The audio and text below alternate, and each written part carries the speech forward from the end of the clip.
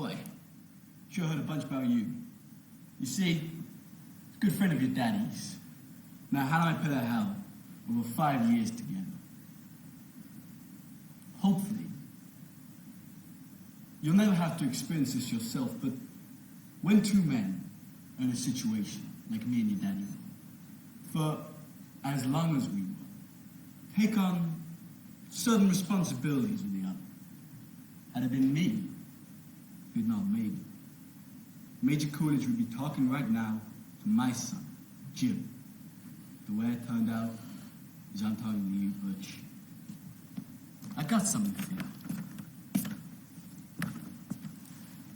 This watch I got here, was first purchased by your great-granddaddy. It was bought at a little general store, Knoxville, Tennessee, during the First World War.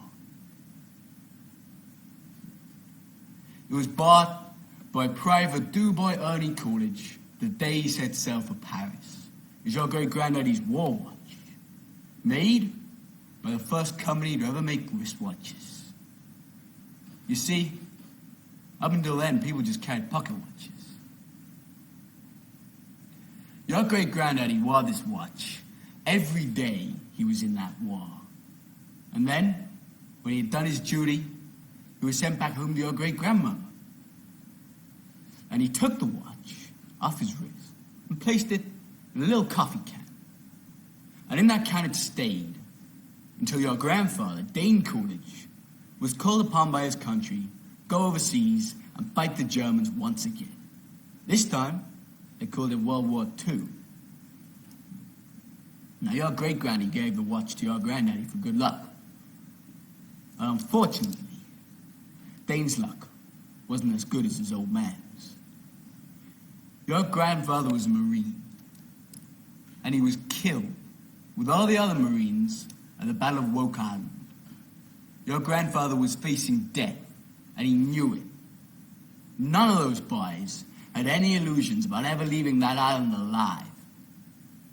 So, 3 days before the Japanese took the island, your 22-year-old grandfather asked a gunner on an Air Force transport, a man named Wanaki, never met before in his life, to deliver to his infant son, who had never even seen in the flesh, his gold watch. 3 days later, your grandfather was dead. But Wanaki kept his word. After the war, he paid a visit to your grandmother, delivering to your infant father his dad's gold watch. This watch was on your daddy's wrist when he was shot down over Hanoi. He was captured and put in a Vietnamese prison camp. Now, he knew if they ever saw the watch, it'd be confiscated. And the way he saw it, this watch was your birthright.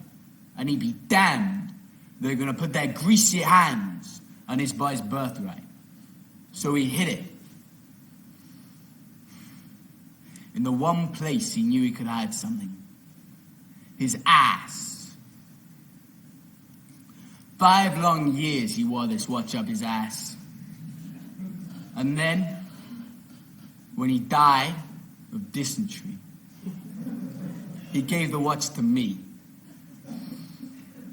I wore this uncomfortable hunk of metal up my ass for 2 years. And then, after 7 years, I was sent back home to my family. And now, little man, I give the watch to you.